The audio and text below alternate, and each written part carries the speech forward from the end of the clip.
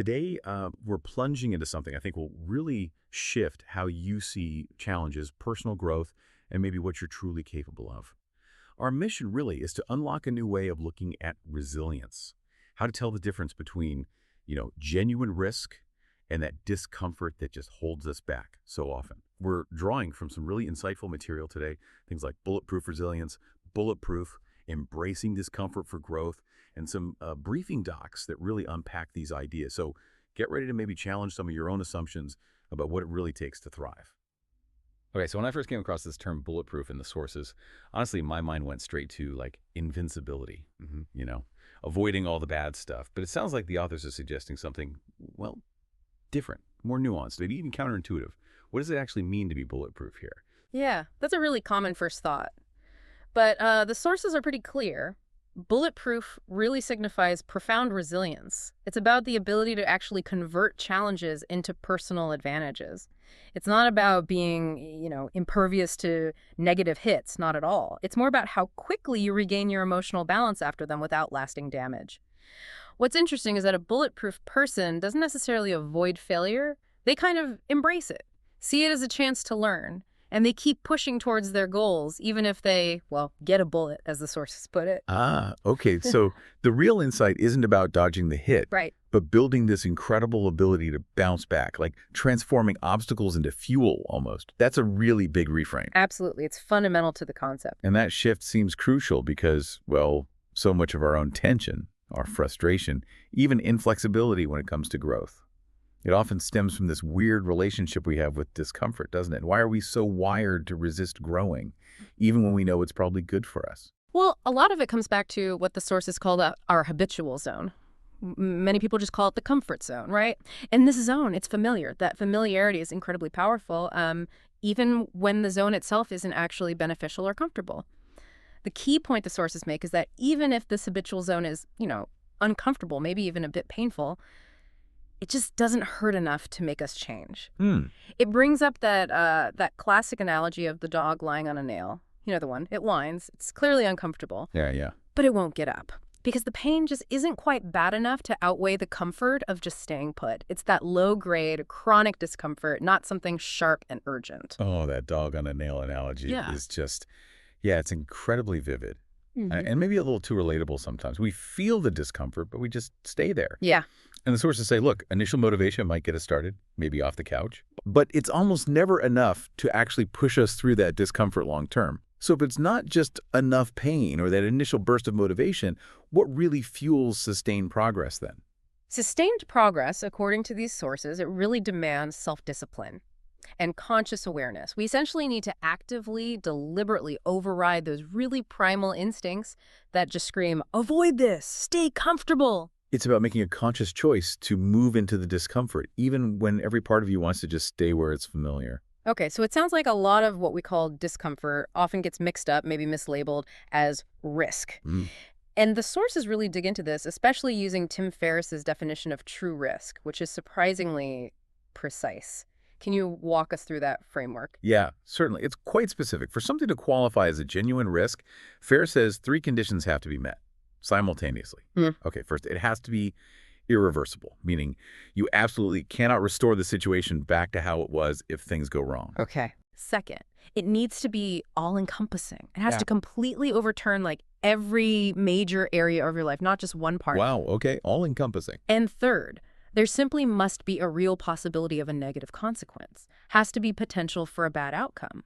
So if you connect this back, most of the things we instinctively label as risky in daily life, they just don't meet all 3 criteria. They're actually just uncomfortable. That is such a powerful filter. Irreversible, all-encompassing, and potential negative outcome, all 3.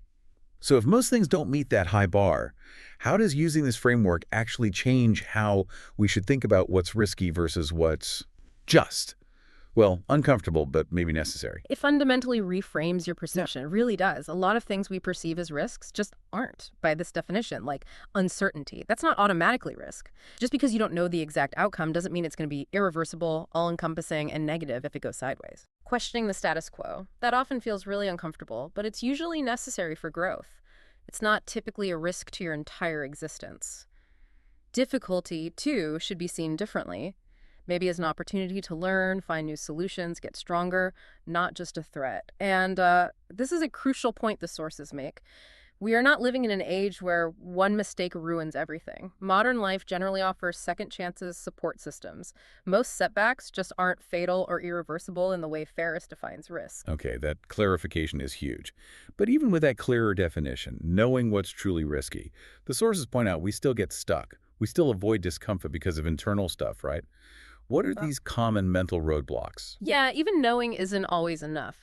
Three common cognitive biases often emerge and really hinder progress. First one is self-blame. Getting stuck on "this is all my fault," it just paralyzes you. The focus really needs to shift to learning and, corrective action. What can I do now? Okay, self-blame. Got it. Second is generalization. This is when you take one negative experience, maybe a setback in one area, and you paint your whole life with it, saying everything is bad just because one thing went wrong. It gives you a really skewed perspective and leads to avoidance. Right. Seeing everything through that one negative lens. Exactly. And the third one is the assumption of permanence. This is believing that your current tough circumstances or maybe a personal failing are fixed, unchangeable, thinking it's always going to be like this. That completely overlooks your own potential for growth, how situations change, new possibilities opening up.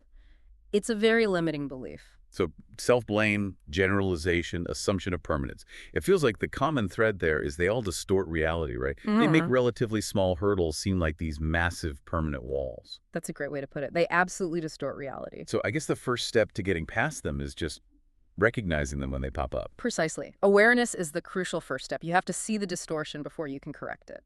That distinction between a perceived wall and maybe just a hurdle, it feels vital. And it leads us to another really important distinction the sources make. The difference between just managing risk and actively cultivating resilience. How do those two approaches differ? And why is that difference so important for this bulletproof idea? Yeah, it's a really key distinction. Risk management traditionally focuses on predictability, on reducing vulnerability. The whole goal is to try and foresee potential problems and minimize the chances of negative outcomes. Really? Basically, trying to avoid the bad stuff happening. Okay, avoidance or minimization. Right. Resilience, on the other hand, it focuses on accelerating recovery, Yeah. on facilitating adaptation.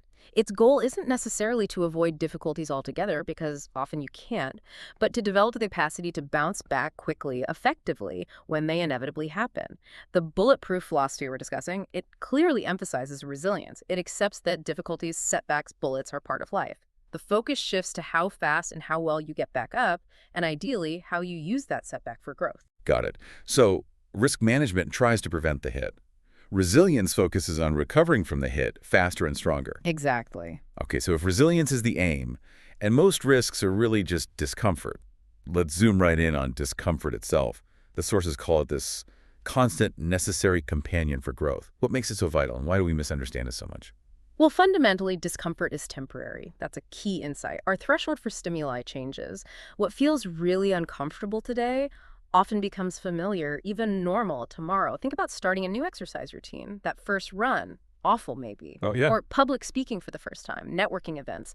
That initial feeling of shock, maybe even trauma, it becomes manageable. Then it just feels normal. Right, you adapt. The threshold shifts. Exactly, and it is absolutely necessary for progress. The sources are emphatic about this. Growth is basically impossible without encountering and moving through discomfort. It is the cornerstone of development.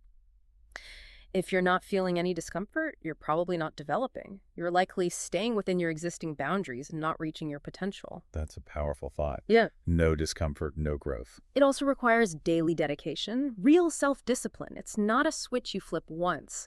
And here's another key insight. Discomfort never truly goes away. As you conquer one type of discomfort, maybe you get comfortable with public speaking. Well, new ones emerge as your boundaries expand. Maybe now it's leading a team or tackling a bigger project. The aim isn't to escape discomfort forever. It's more about befriending it, recognizing it as a signpost for growth. Befriending discomfort. I like that. It's like, Fun. it's the friction you need to actually move forward. The moment you feel it, it's a sign you're pushing against something, which is exactly where growth happens. And yet our gut reaction is still usually to run away from it. Which brings us to how we should approach it. The sources use this really vivid image, the bison metaphor. Can you explain that? How does facing a storm like a bison teach us about handling discomfort? Yeah, it's a great metaphor. The core idea is simple. Don't try to escape discomfort. Face it head on. The analogy is that when a bison sees a snowstorm coming on the plains, it doesn't turn and run away from it. It actually walks directly into the storm. Into it. To get through it faster, if it turned and ran, the storm would catch up, rough up its fur from behind, which apparently diminishes its insulation, makes it colder, and just prolongs the whole ordeal. Yeah. By walking into it, it minimizes the time spent in the storm. So similarly, facing difficulties directly, instead of trying to flee or avoid them, is actually the most efficient way to overcome them and minimize the duration of suffering. The sources literally say, don't try to escape it. Face it. Wow.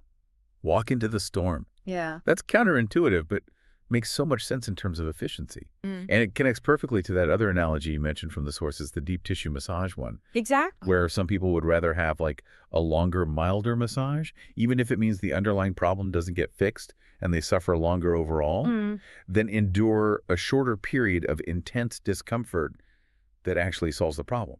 It's the same principle, isn't it? Avoiding the short-term pain leads to longer-term suffering or stagnation. It's a perfect example of how that short-term avoidance mentality holds us back. The sources use this great line, everything you want is on the other side of the wall. Embracing discomfort, walking into the storm, enduring the short-term pain, that's what allows you to get through the wall to those opportunities. Running away. It cuts you off from both the difficulty and the potential reward. Okay, we have covered so much ground today. This has been incredibly insightful. Before we wrap up, we always want to leave our listeners with something really practical, something they can actually do. What's one actionable step someone can take, say, this week to start applying these ideas about risk and discomfort? Yeah, absolutely. The sources suggest a really powerful yet simple weekly exercise. It goes like this. Step 1, just identify things you're currently avoiding, things you perceive as being risky. Write them down. Okay, list the avoided risks. Step 2, take that list and apply Tim Ferriss's 3-part definition to each item. Ask yourself, is this truly irreversible? Is it really all-encompassing? Is there a genuine possibility of a significant negative consequence? Filter them through the 3 criteria. Step 3, based on that analysis, determine for each item, is this a genuine risk meeting all 3 criteria? Or is it just discomfort? Doing the simple exercise regularly helps clarify where you should focus your energy. It helps you prioritize and make more conscious, responsible choices about moving forward. It really highlights how few situations are truly catastrophic risks. That's brilliant. So practical. Identify, analyze with the 3 criteria, then decide. Real risk or just discomfort. What a deep dive this has been. Seriously insightful. We've unpacked what bulletproof really means, resilience, not invincibility. We've got Tim Ferriss's sharp definition of risk. We've identified those internal mental traps. And crucially, we've explored how to befriend discomfort, like the bison walking into the storm, rather than constantly trying to escape it. So, for you listening, the real work starts now, right? Take these ideas and actually test them in your own life. Yeah, maybe the next time you find yourself sort of whining like the dog on the nail, just pause for a second. Ask yourself, is this truly a catastrophic risk, according to Ferriss's definition? Or is it just the discomfort that comes with growth? Are you maybe mislabeling something temporary as permanent? Are you unknowingly standing right in front of that wall, letting discomfort keep you from what's on the other side? Exactly. Powerful questions to ask. Keep exploring, keep questioning those assumptions, keep leaning into that productive discomfort, and keep growing. Thanks so much for joining us on this deep dive.